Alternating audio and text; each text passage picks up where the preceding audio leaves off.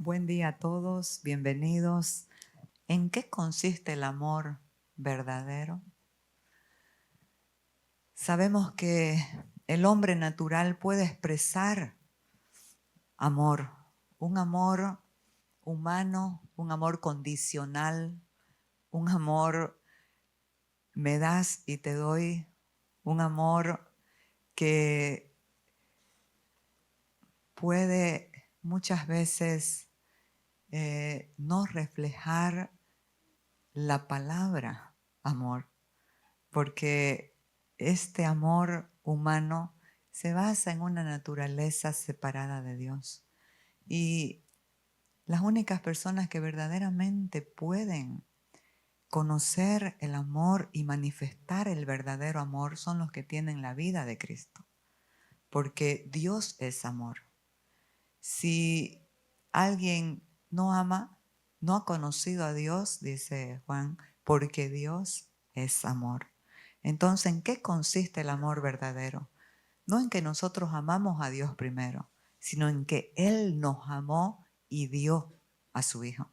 Entonces, en esto consiste el amor, no en que nosotros hayamos amado a Dios, sino en que Él nos amó a nosotros y envió a su Hijo en propiciación por nuestros pecados.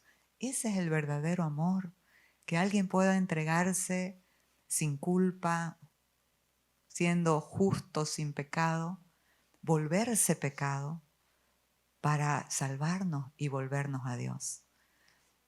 Entonces, amados, si Dios nos ha amado así, debemos, tenga en cuenta esta palabra, no es deber de deber hacer algo, sino deber de deuda. Ténganla en cuenta. Si Dios nos ha amado así, debemos también nosotros amarnos unos a otros. Nadie ha visto jamás a Dios. Si nos amamos unos a otros, Dios permanece en nosotros y su amor se ha perfeccionado en nosotros. Entonces, ¿qué amor más grande entregar a su Hijo a la cruz para volvernos a Él, para salvarnos, para fortalecernos? Y fíjese lo que dice, si nosotros podemos tener muchas excusas y podemos decir, ¿saben qué? Yo no puedo amar a esta persona. No puedo amar a esta persona porque usted no la conoce cómo es, cómo vive, cómo actúa. Yo no puedo ni vivir con ella, ni siquiera puedo amar. Pero cuando uno conoce el amor verdadero, eso se vuelve una excusa. ¿Por qué? Porque alguien que conoce este amor, que sabe que ha sido perdonado por este amor, amado, liberado, transformado por este amor, no puede decir, no puedo amar a esta persona. Entonces, si Dios nos ha amado de esa manera, nosotros también debemos amar a nuestros hermanos, debemos amar a las personas difíciles de amar, porque las hay.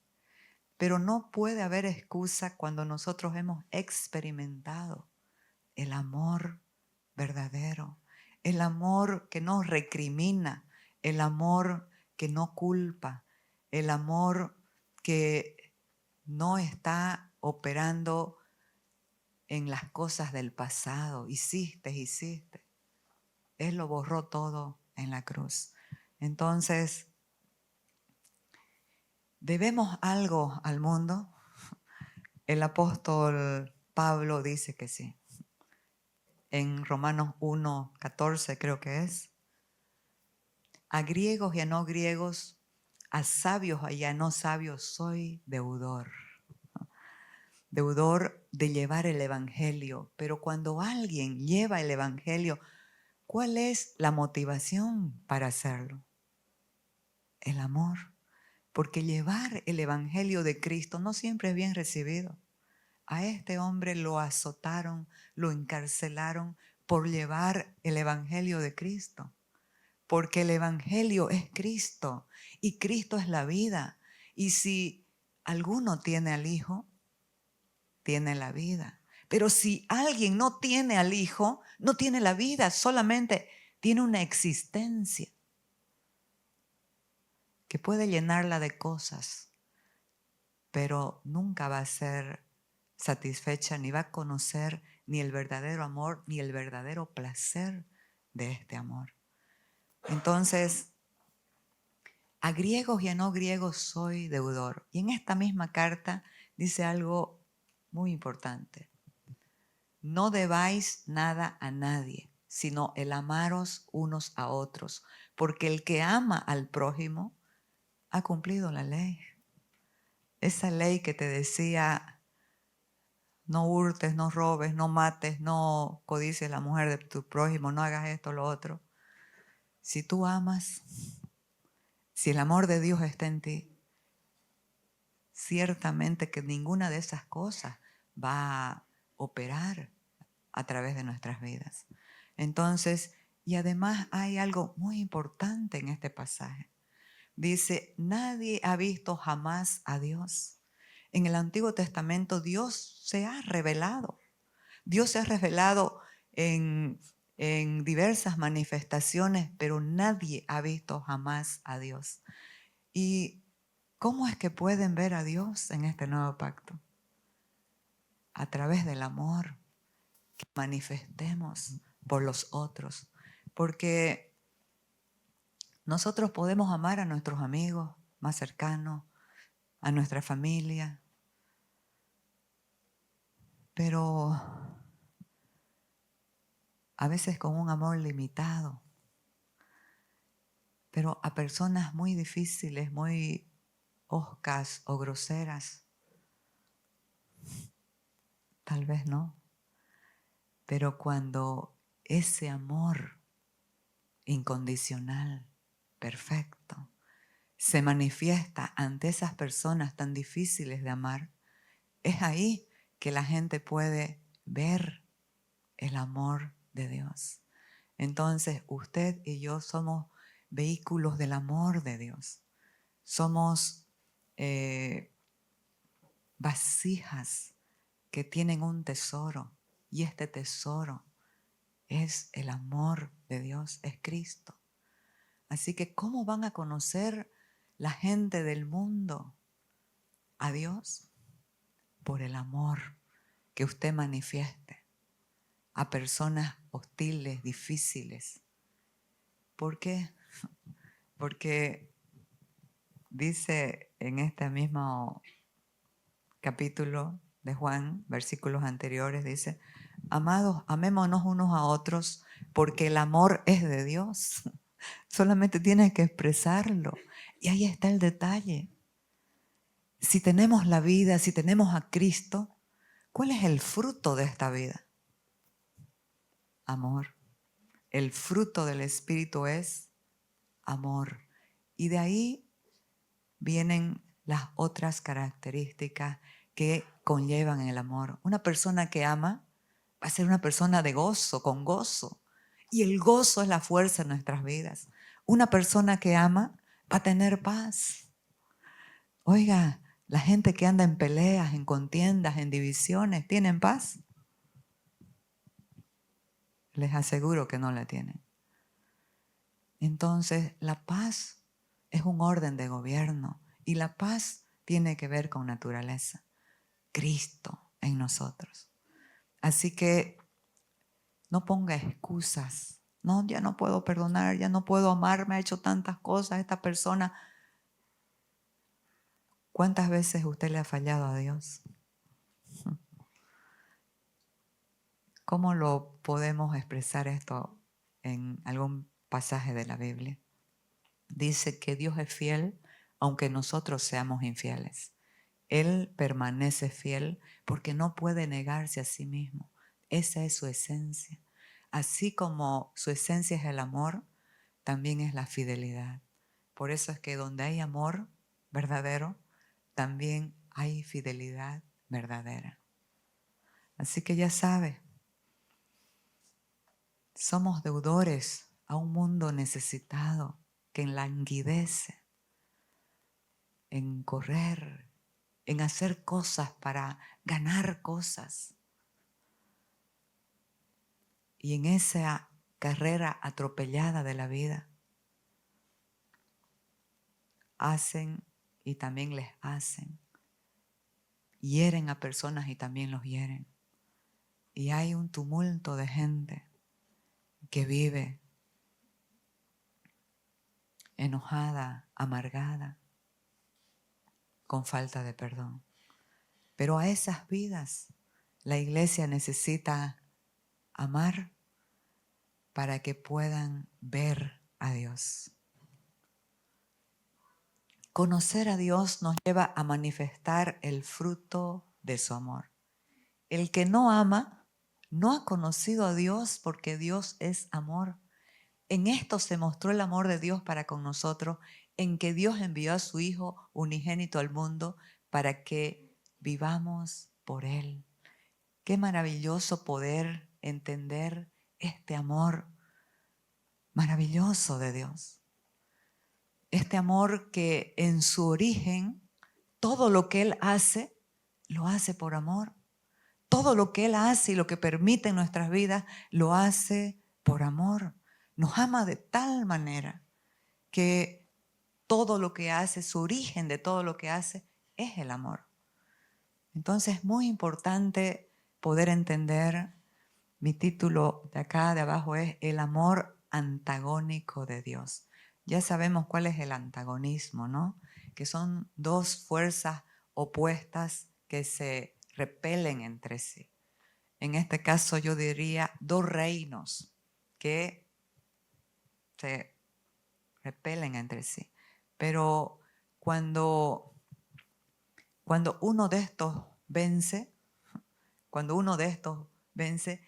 ahí es que el otro queda anulado y derribado. Entonces, en esto se ha perfeccionado el amor en nosotros para que tengamos confianza en el día del juicio, pues como Él es, así somos nosotros en este mundo. ¿Saben qué?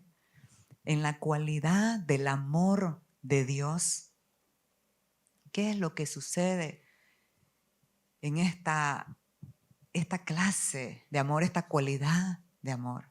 Él va a ir en contra de todo lo que puede dañar al objeto de su amor, que es la humanidad, que somos nosotros.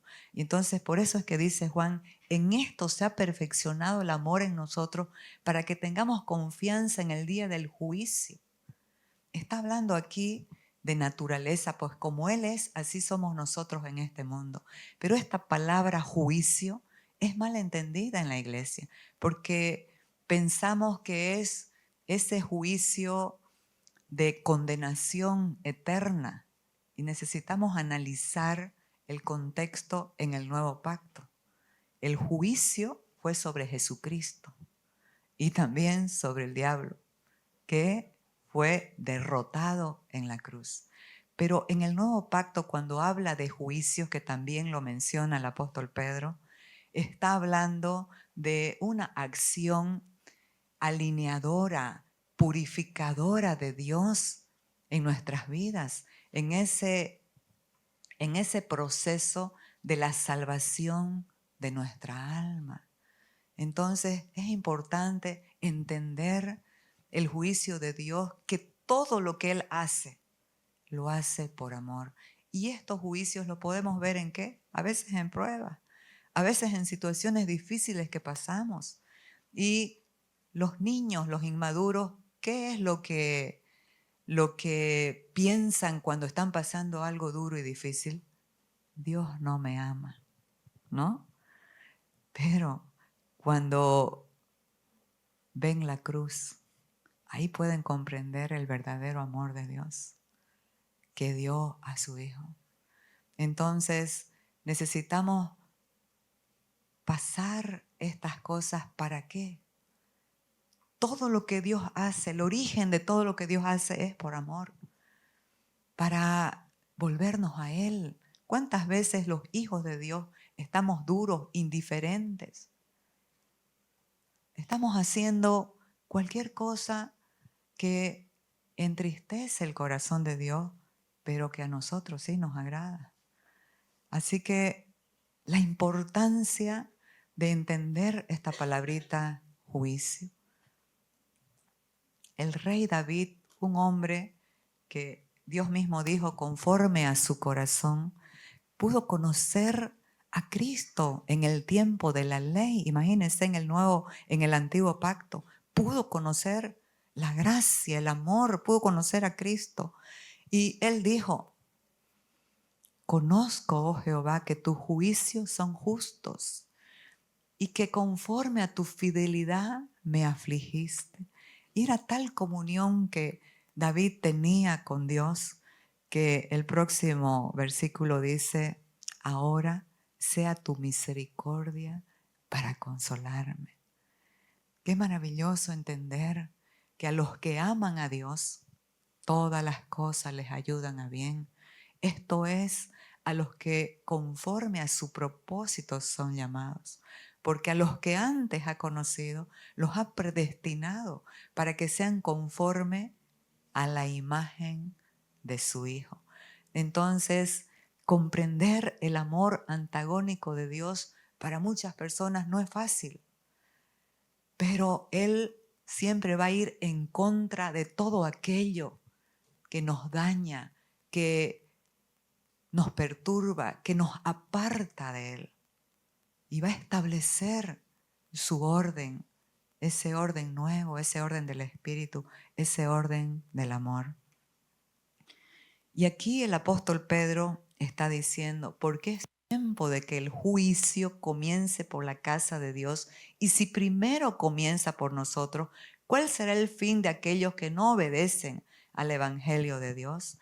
Entonces aquí podemos entender esta palabra juicio en el contexto del nuevo pacto, que no es en sentido de condenación eterna, sino en sentido de alineamiento. Así como el oro es refinado por el fuego, así también dice este mismo Pedro en 1 Pedro 1, así como el oro es refinado por el fuego, así también vuestra fe.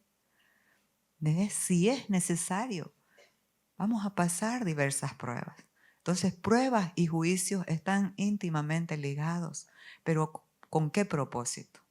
El propósito del amor de Dios, para que no te pierdas en la vida, para que lo cojo, lo que está cojeando en tu vida, no se salga del camino.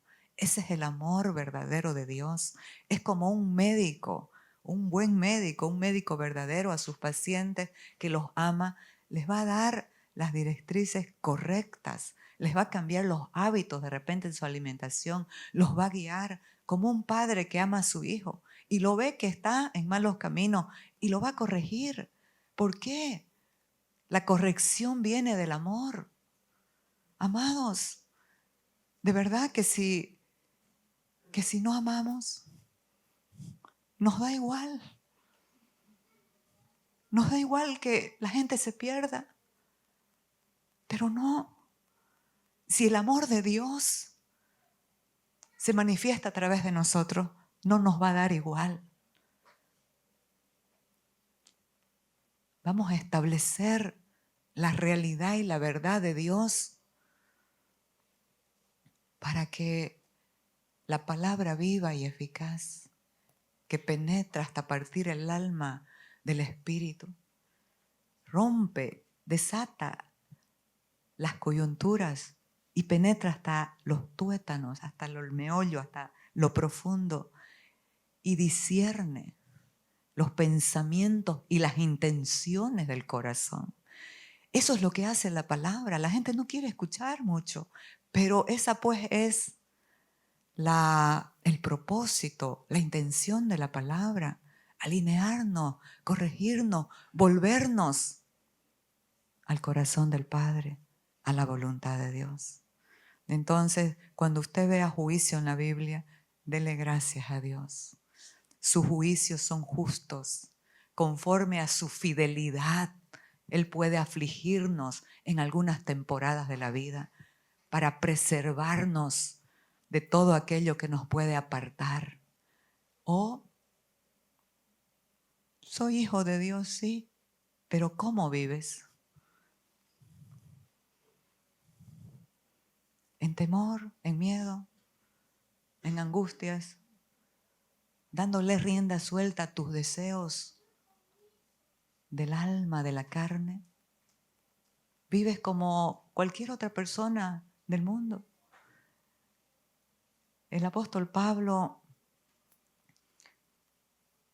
les habló, bueno, eso está más allácito, pero les habló a una sociedad griega que estaba sumergida en el engaño, en la inmoralidad, y les hablaba tan fielmente porque los amaba, aunque ellos recibían de repente otras cosas, malinterpretaban, pero el amor de Dios siempre nos va a corregir. Por eso es que padres, no teman corregir a sus hijos, no con ira, con propósito, en amor, hablándoles, mostrándoles a Cristo y la verdad. Saber nos lleva a orar atrevidamente. Dice el apóstol Juan, estas cosas os he escrito a vosotros que creéis en el nombre del Hijo de Dios, para que sepáis. La palabra saber es una palabra apostólica.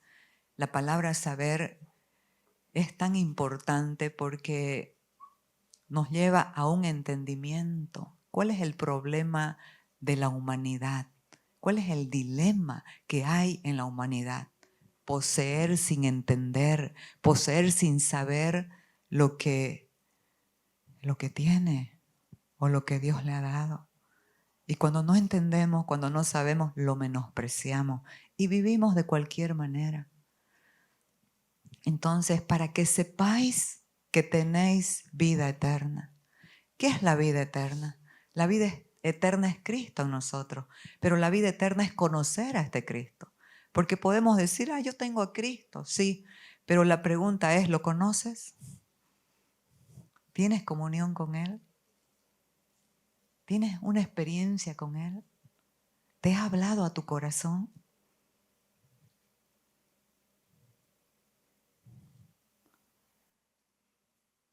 Y para que creáis en el nombre del Hijo de Dios, nombre sobre todo nombre.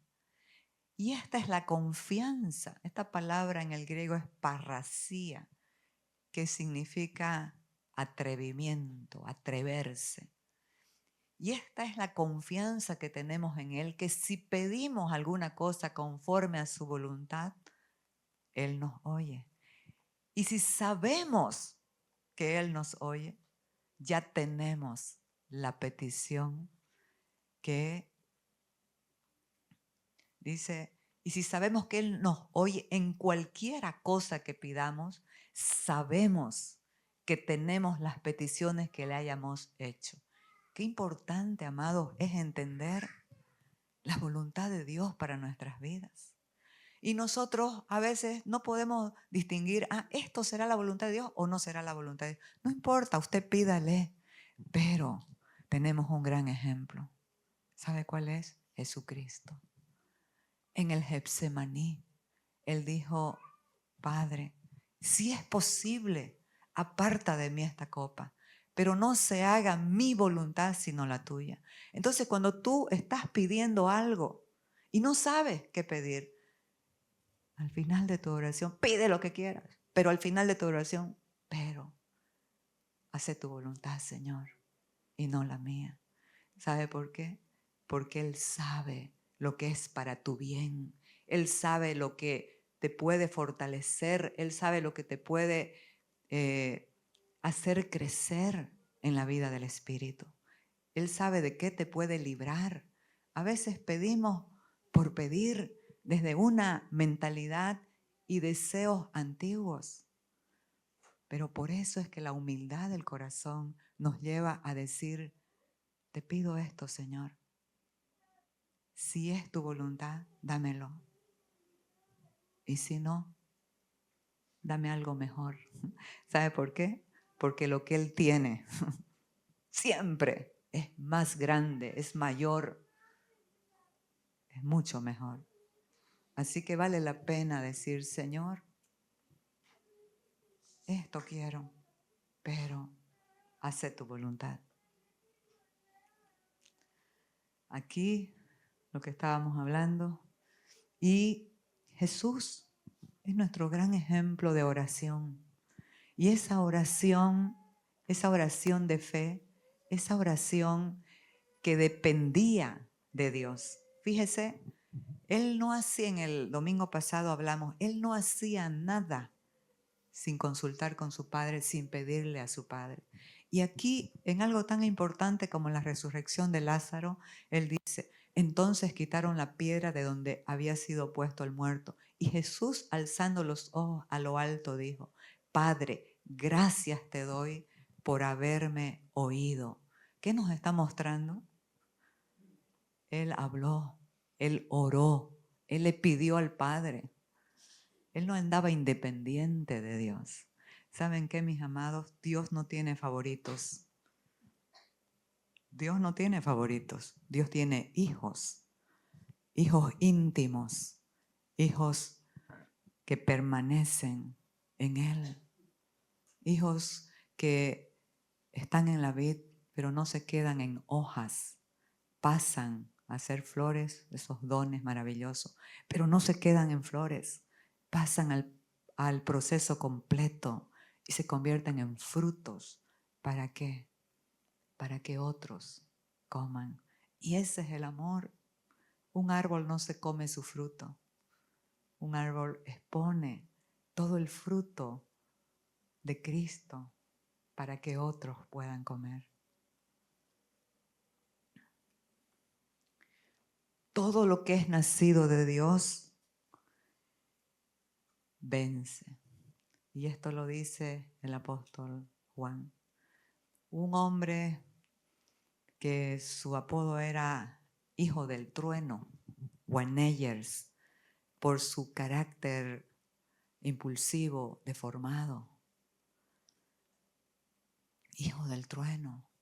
Y él que está diciendo, todo lo que es nacido de Dios vence al mundo. Ahí nos está hablando de qué? De un nuevo nacimiento. Cuando Nicodemo le preguntó a Jesús, ¿cómo puede un hombre hacer todas las cosas que tú haces si no está Dios con él? Jesús no fue con rodeos y le dijo, es necesario que nazcas de nuevo. ¿Y qué es nacer de nuevo? Es aceptar a Cristo, rendir el corazón, creer en Él, confiar en Él y por la fe vivir en esa disposición del corazón, del gobierno, del señorío de Cristo, del Rey. Entonces, nacer de nuevo nos lleva ¿a qué? A tener la naturaleza de Dios y a que Dios habite en nosotros. Porque todo lo que es nacido de Dios vence al mundo. Y esta es la victoria que ha vencido al mundo, nuestra fe. Esta frase, vence al mundo, necesitamos comprender.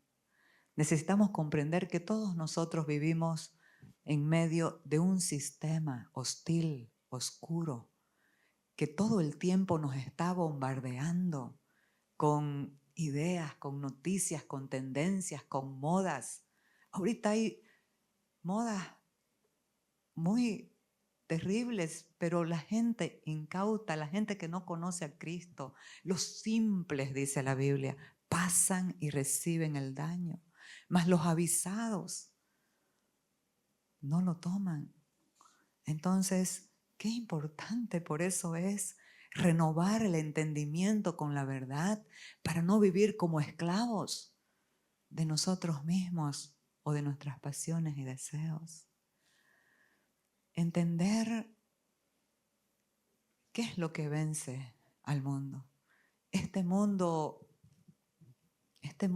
hostil, este mundo que se levanta con tanta presión social.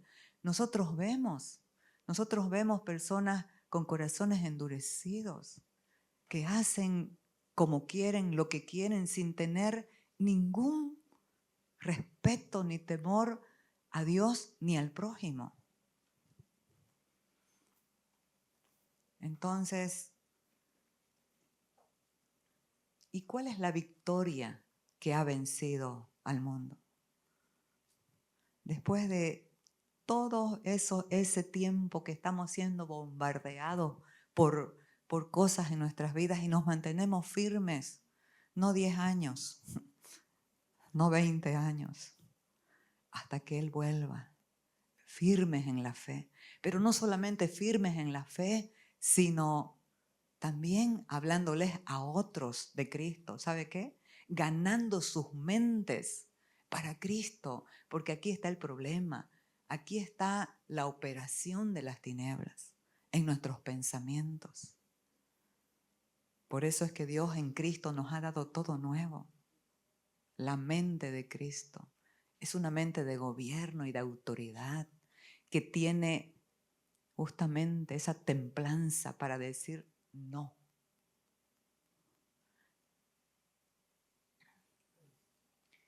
Y aquí el apóstol Pablo, 1 Corintios, les está hablando a la sociedad griega de los corintios, una sociedad muy pervertida en la inmoralidad sexual. ¿Qué es lo que vemos hoy nosotros con nuestros jóvenes? Son atacados brutalmente con tantas cosas que activan un fuego, un deseo en sus corazones. Pero no solamente los jóvenes, también personas adultas que dicen, bueno, yo soy libre, hago de mi vida como quiero. Pero a mí me espanta eso porque no tener ese temor a Dios. Aún en la iglesia podemos vivir haciendo todo lo que no le agrada a Dios, todo lo que lastima el corazón de Dios. Estos son tiempos peligrosos y difíciles.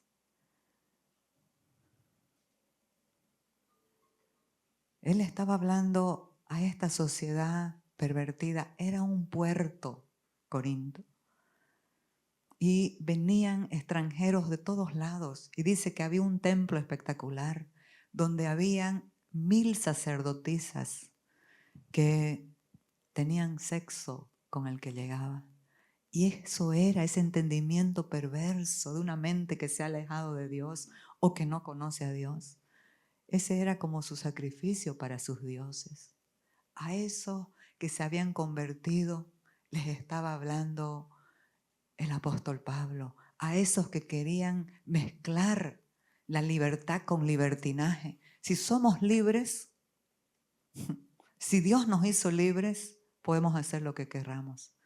Sí, pero la verdadera libertad no es para que seas esclavo de tus pasiones y tus deseos. La verdadera libertad es para someter todo aquello a la gracia, al amor de aquel que nos liberó. Entonces dice, todas las cosas me son lícitas, mas no todas convienen. El apóstol Pablo está poniendo aquí 2 límites. Uno es, ¿te conviene lo que estás haciendo?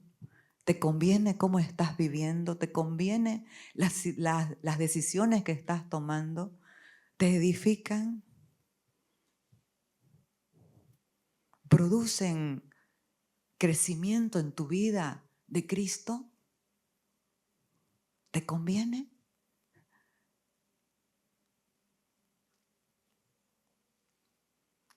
Todas las cosas me son lícitas, mas yo no me dejaré dominar de ninguna. El otro límite es, no me dejaré gobernar ni dominar de ninguna de esas cosas. Y aquí les contesta a su mente distorsionada para querer hacer, le estaba hablando a cristianos que decían, las viandas para el vientre y el vientre para las viandas. Por tanto, al uno como a los otros destruirá Dios, porque ellos decían que los apetitos sexuales de la carne era también como los apetitos del cuerpo cuando uno tiene hambre. Entonces, ¿qué le dice Dios? A estas cosas de la comida, son temporales. van a ser destruidas.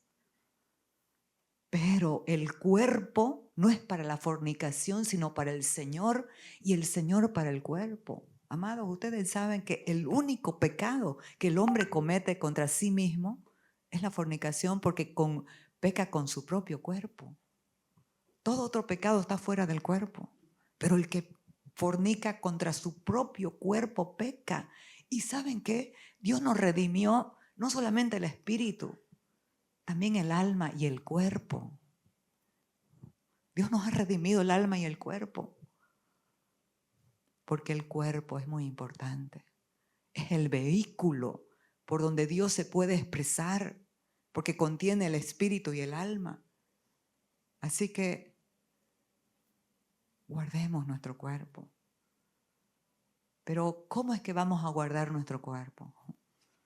Cuando nuestra mente es renovada y podemos someter nuestra alma a la voluntad de Dios.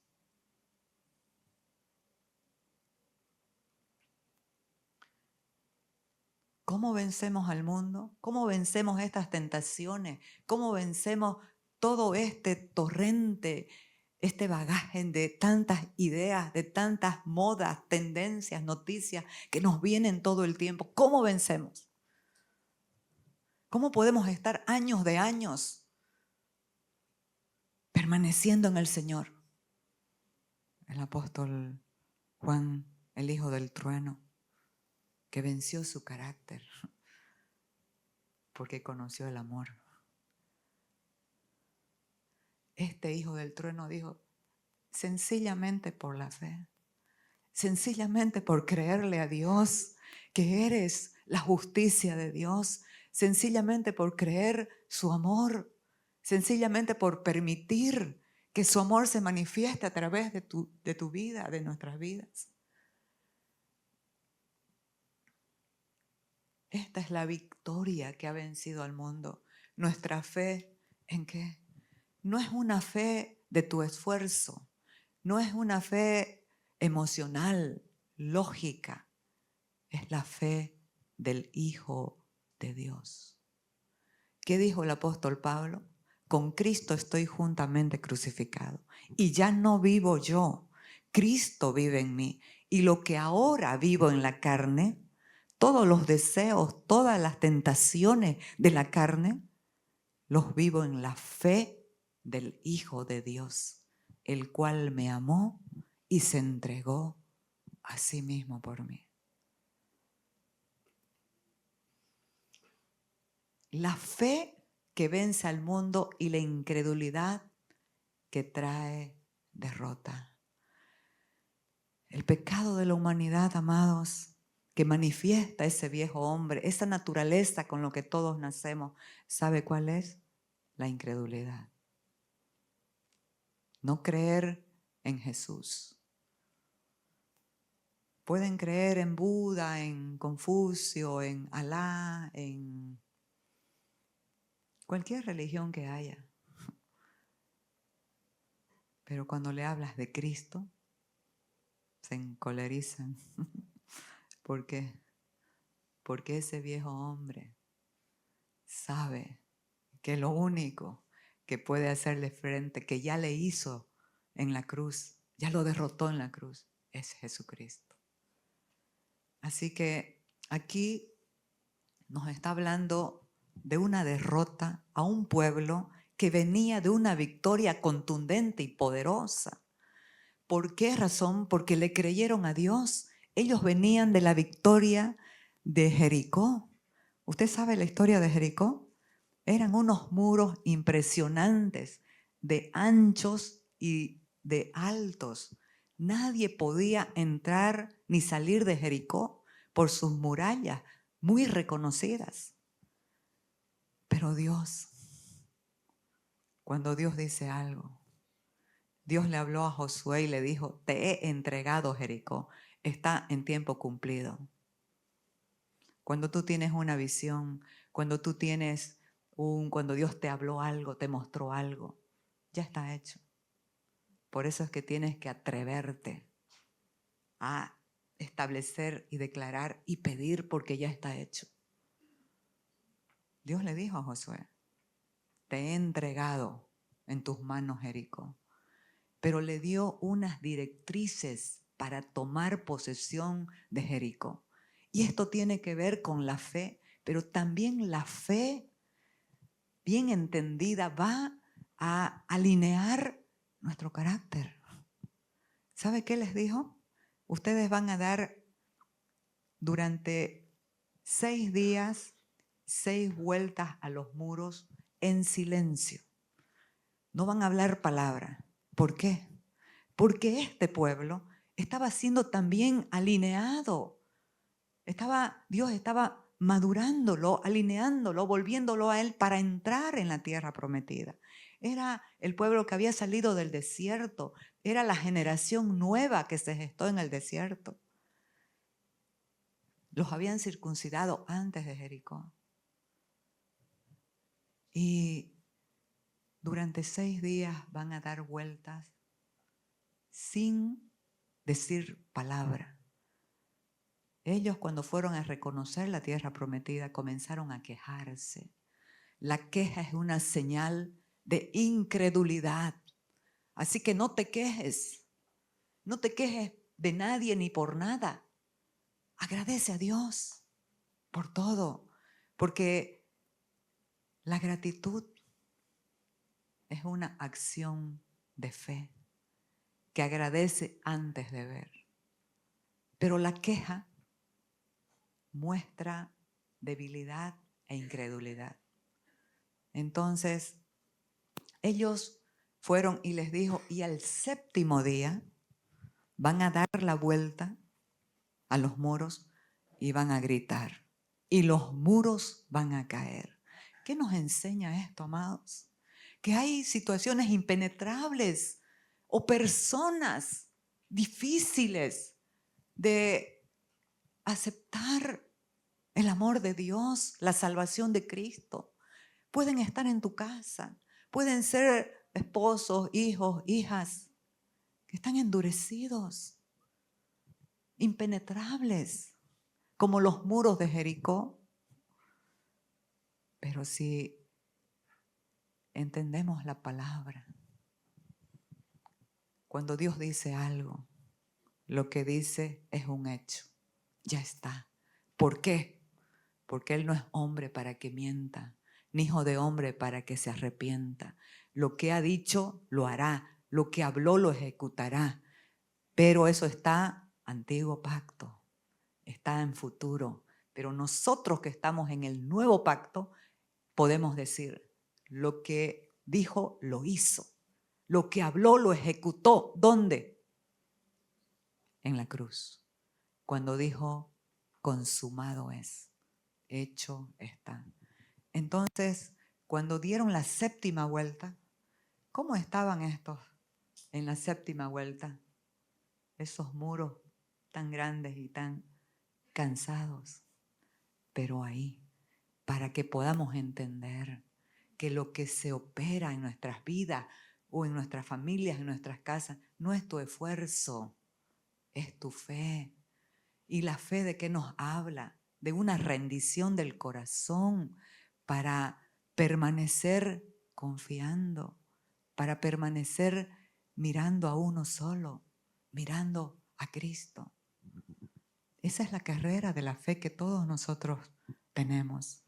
Puesto los ojos en Jesús, el autor y consumador de la fe. Así que ellos, en semejante victoria, sacaron los tesoros, pero Dios dijo, me van a apartar estas cosas, no las van a tocar. Entonces, con ese orgullo tremendo del hombre cuando vence en algo, fueron a Jai, una ciudad pequeña, de muy pocos habitantes. Y lo menospreciaron y dijeron, no es necesario que suba todo el ejército porque son pocos. Que suban unos 3,000 hombres. ¿Y qué pasó? Los de Jai mataron a 36 hombres del orgullo israelita. A 36 hombres del ejército israelita, que eran invencibles. Venían de de someter como 30 reinos, 30 naciones, porque este Josué sometió 31 naciones, los venció. Imagínense el orgullo. ¿Y qué pasó? Fueron con los 3,000 hombres y salieron huyendo. Dieron la espalda a sus enemigos huyendo. ¿Y ahí qué hizo Josué? Dice que Josué rasgó sus vestiduras y se postró delante del arca de Dios que simbolizaba en ese tiempo la presencia de Dios. ¿Pero qué hizo Josué? Comenzó a reclamar, porque esa es la naturaleza humana cuando no entiende. Se rebela contra Dios y le reclama. Después de haber visto milagros y maravillas, venían siendo el ejército que todos los reinos le tenían pavor. Vamos a leer. Entonces, desde acá, porque ya lo otro lo dijimos. Entonces Josué rompió sus vestidos y se postró en tierra sobre su rostro delante del arca de Jehová hasta caer la tarde. Y los ancianos de Israel y echaron polvo sobre sus cabezas. Y Josué dijo: Ah, Señor Jehová, ¿por qué hiciste pasar a este pueblo el Jordán para entregarnos en las manos de los amorreos para que nos destruyan? Ojalá nos hubiéramos quedado al otro lado del Jordán. Ay, Señor, ¿qué diré? Ya que Israel ha vuelto la espalda delante de sus enemigos. Porque los cananeos y los moradores de la tierra oirán y nos rodearán y borrarán nuestro nombre. Ya era su nombre. Y borrarán nuestro nombre de sobre la tierra. Y entonces, ¿qué harás tú a tu gran nombre? ¿Qué le respondió Dios? Levántate, levántate. ¿Qué estás victimizándote? ¿Qué estás lloriqueando? ¿Qué estás victimizándote? ¿Qué estás hablando palabras sin entendimiento? Oiga, a veces pasamos años victimizados, hablando, ¿por qué, Señor? ¿Por qué lo permitiste? ¿Por qué? Sin entender que todo lo que Dios permite tiene un propósito de gloria, de amor, de gracia para nuestras vidas. Levántate. ¿Por qué te postras así sobre tu rostro? Israel ha pecado. Qué importante es entender lo corporativo, amados. Un hombre pecó, pero Dios no dijo: Acán pecó, que era el que desobedeció a Dios. Israel ha pecado. Por eso tome en cuenta que cuando usted está en algo que sabe que no le agrada a Dios, está dañando también a su familia, matrimonios, esposos, esposas. Cuando estás en algo que no le agrada a Dios, estás dañando no solo tu vida, tu casa, tu familia. ¿Qué dijo Dios? Israel ha pecado. No es por que eran pocos o menos estrategias. Dios no les dio estrategias. Porque nosotros a veces pensamos que tiene que ver con lo de afuera. Eran más ágiles en la espada, no tiene que ver con lo de afuera, nada en tu vida cuando le perteneces a Dios. Siempre tiene que ver con lo de adentro. Porque me puedo pasar la vida culpando al que está afuera. Pero gloria al Señor, que estas historias son testimonios que nos hacen bien. Y nos están hablando hoy. Si estás en esta actitud de Josué, deja de lamentarte, quejarte y levántate. Y reconoce que el problema no está afuera, está adentro. Y reconocer, amados, es lo máximo. Es humildad. Y ahí se obra la gloria de Dios en un corazón humilde que se rinde. Israel ha pecado y aún han quebrantado mi pacto que yo les mandé. Y también han tomado del anatema y hasta han hurtado, han mentido y aún han guardado entre sus enseres.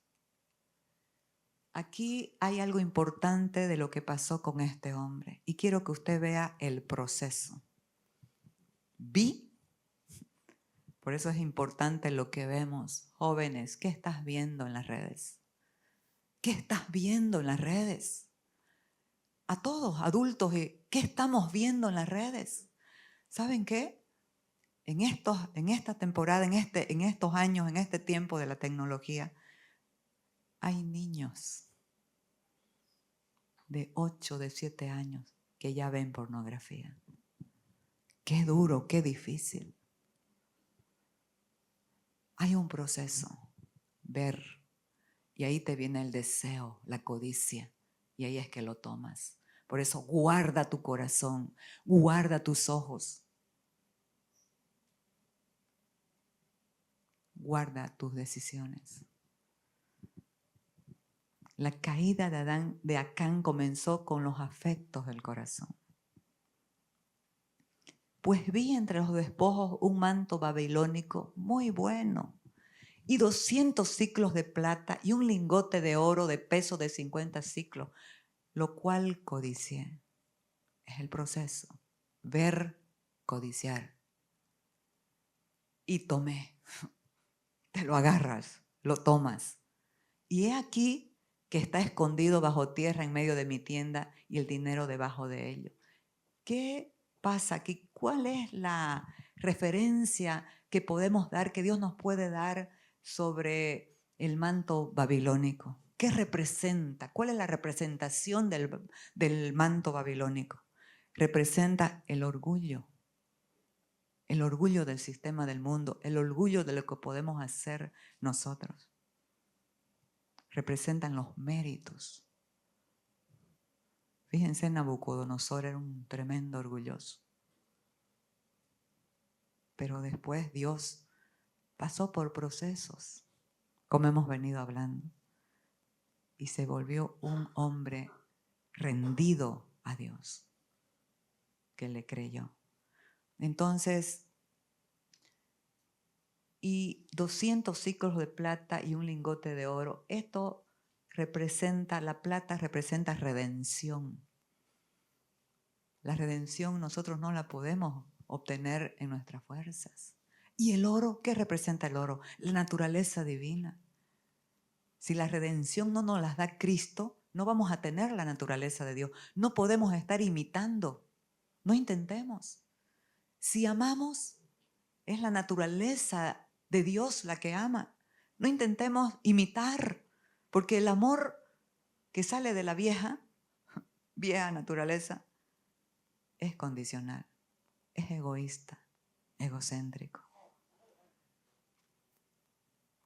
Entonces, importante entender que también puede ser todo lo material por lo que la gente está corriendo sin freno, en un desenfreno total, por obtener, por tener, siendo que en Cristo ya nos los dio todo. Es nuestra herencia. Abundante, riqueza de pleno entendimiento. Hay riquezas de todo tipo en Cristo. Él es completo. ¿Cuál fue el pecado de este hombre, Acán? Comenzó con la incredulidad. Si lo tenían todo. Ahí comenzó a ver, a codiciar y a tomar. Pero este patrón se ve también en el Edén, amados. Es lo mismo. Me tocó tanto cuando el Señor me lo mostró. Y vio la mujer que el árbol era bueno para comer y agradable a los ojos y árbol codiciable. ¿Es lo mismo o no? Esa es la naturaleza humana, amados. Ve, codicia y después codiciable para alcanzar sabiduría. Y tomó de su fruto y comió. Pero lo más grave es que no solamente lo hacen para sí mismos, sino que también comparten con la familia. ¡Qué terrible! Y le dio a su marido. esto es para tomar en cuenta. Estamos hablando que los tiempos que vivimos son peligrosos. Necesitamos ser como esas vírgenes prudentes que tienen comunión con Dios, que sus vidas están llenas del Espíritu Santo, porque eso es lo que representan las lámparas con aceite, una vida llena del Espíritu Santo. Porque hay tentaciones en el mundo, hay presiones sociales, pero ¿a quién vas a agradar? ¿A tu carne, a tu amigo, a tu amiga o a Dios? El que te dio la vida, el que te da todo.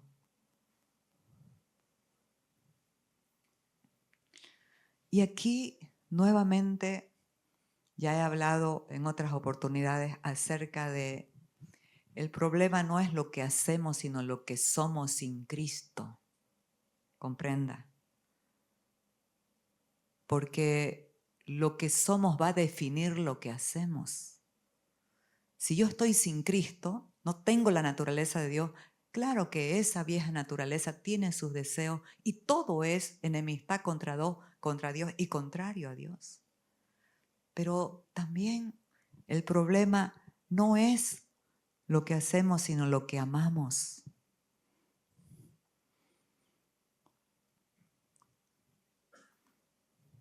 Por eso es que donde está tu tesoro, allí estará también vuestro corazón. ¿Cuál es el tesoro de nuestras vidas? ¿Cuál es la prioridad de nuestras vidas? ¿Sabe cómo vas a conocer cuál es la prioridad de tu vida? Con tu tiempo y con tu hablar.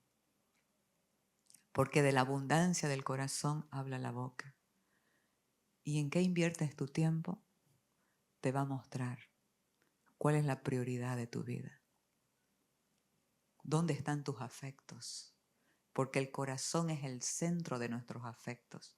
Y si nuestro tesoro son otras cosas u otras personas, ¿saben qué? Esas otras personas que son el centro o el tesoro de nuestro corazón van a ser mal amadas. ¿Sí? Pero cuando Cristo es tu tesoro, el amor del Padre gobierna tu vida, pone un orden de prioridades y las personas a las que amas van a ser bien amadas.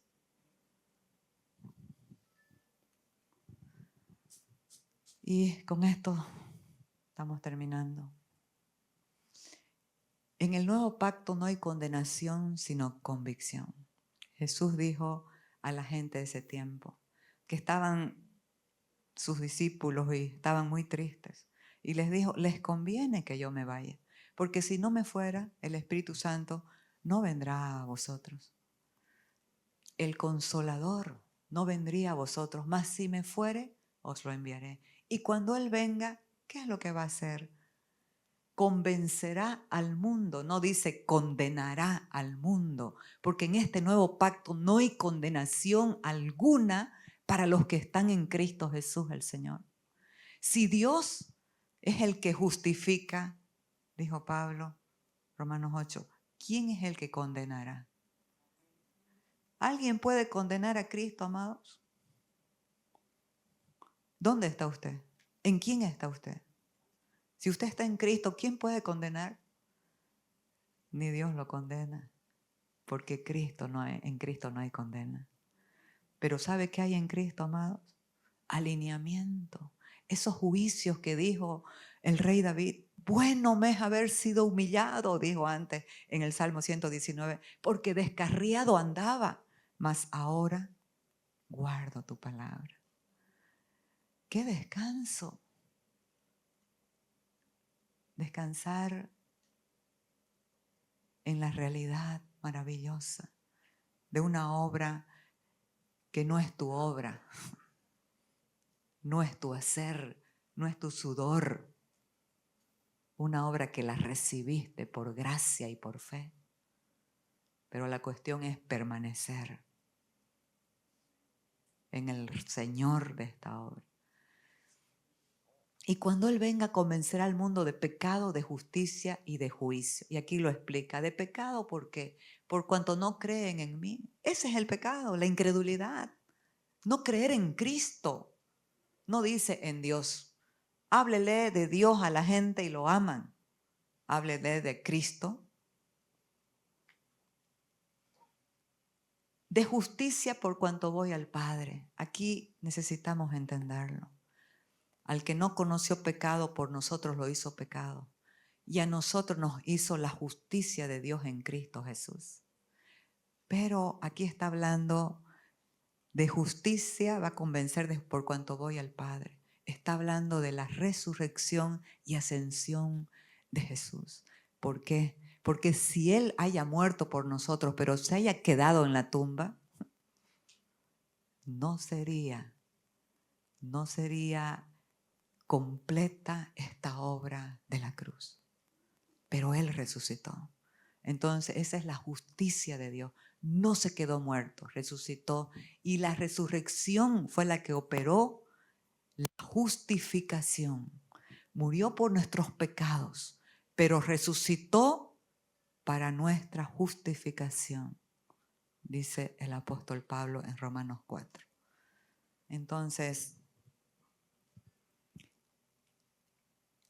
y de juicio por cuanto el príncipe de este mundo ha sido ya juzgado.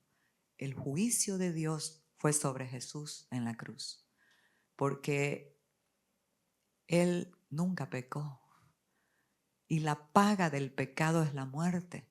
¿Cómo iba a morir si nunca había pecado? A ver, explíqueme. Haciéndose pecado. Tomó nuestro pecado, tomó nuestro lugar, sacrificio vicario, tomó esas maldades, enfermedades, maldiciones, todo vino sobre su cuerpo, sobre Él, se convirtió en pecado. ¿Y saben cuál era el temor de Jesús? No eran los clavos ni los azotes, ni quitarle la barba, ni que esté desnudo delante de las multitudes que gritaban, crucifícale, crucifícale. Era la separación de su Padre, porque el Dios Santo no puede ver el pecado. Y su Hijo, es que eso es amor. Esto no es religión.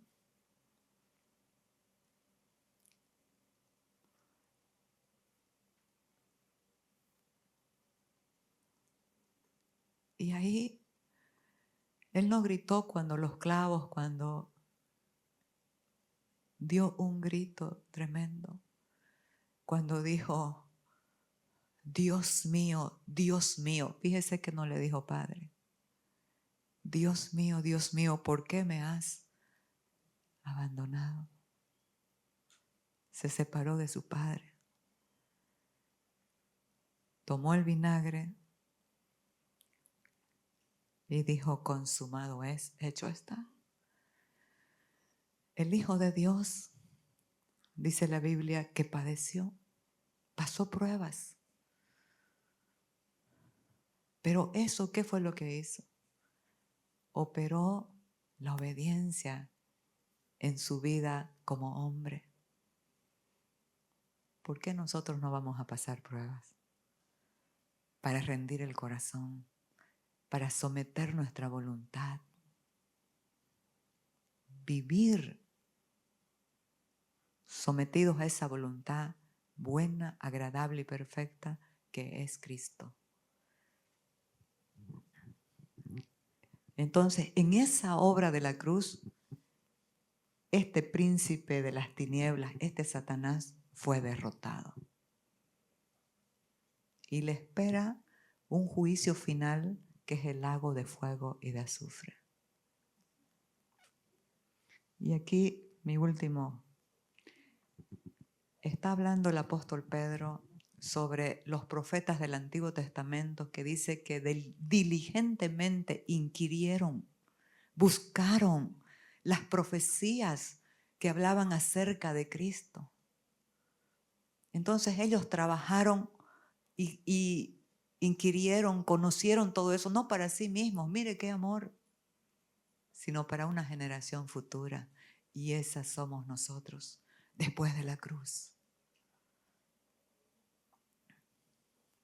A esto se les reveló que no para sí mismos, sino para nosotros, administraban las cosas que ahora os son anunciadas por los que han predicado el Evangelio por el Espíritu Santo. Eso anhelo, amados. Eso anhela mi ser, predicar el Evangelio por el Espíritu. No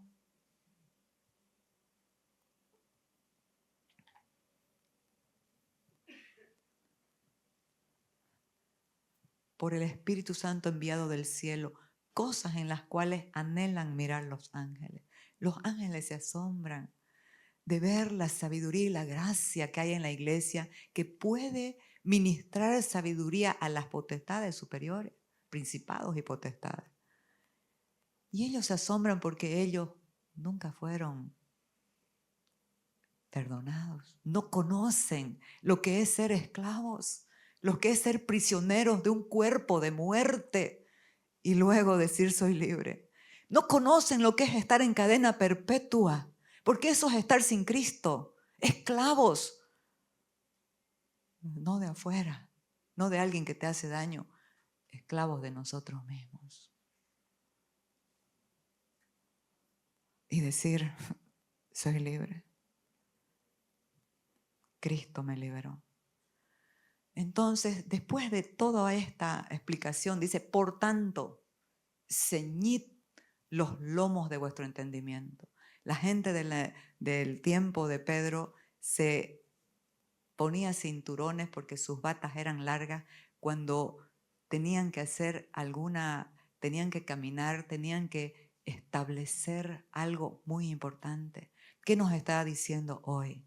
Por tanto, enfoca tu mente, tu corazón, sé sobrio, velad, tened una mente despierta. Eso es lo que dice. Ceñid los lomos de vuestro entendimiento. Permanece enfocado, no enredado. Hay mil cosas para desviarnos de la atención de Cristo. Ceñid los lomos de vuestro entendimiento, sed sobrios. Ser sobrios es una mente ágil, una mente despierta, una mente enfocada. Y esperad por completo. Por favor, diga por completo. Esperad por completo ¿en qué? En la gracia. No esperes en tu desempeño. No es tu esfuerzo, no es tu obra. Es en la esperad por completo en la gracia de Dios, que ya te lo dio todo en Cristo. Y esperad por completo en la gracia que se os traerá. ¿Cuándo? Cuando Jesucristo sea manifestado. Pero entonces no, ya Cristo se manifestó. Pero la cuestión es, ¿se manifestó en mi vida? De eso se trata. Esto es personal. Amados, necesitamos conocer a Cristo, esto es personal. En la gracia que se os traerá cuando Jesucristo sea manifestado, ¿dónde? En tu vida y a través de tu vida. Porque el mundo necesita ver a Dios, conocer el amor de Dios. Entonces, ¿quién es el amor de Dios? Jesucristo.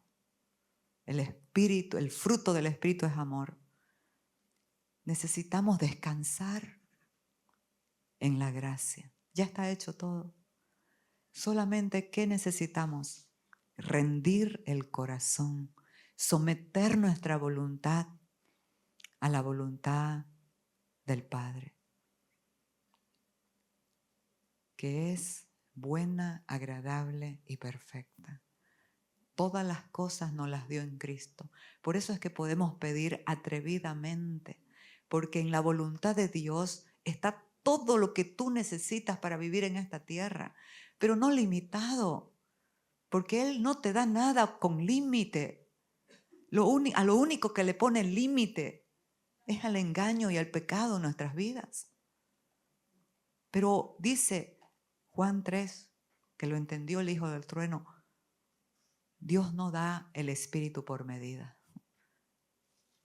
¿Saben qué? Todo lo que tienes en Cristo es ilimitado. Si te atreves a creer y te atreves a pedir conforme a la voluntad de Dios y te atreves a rendir tu corazón.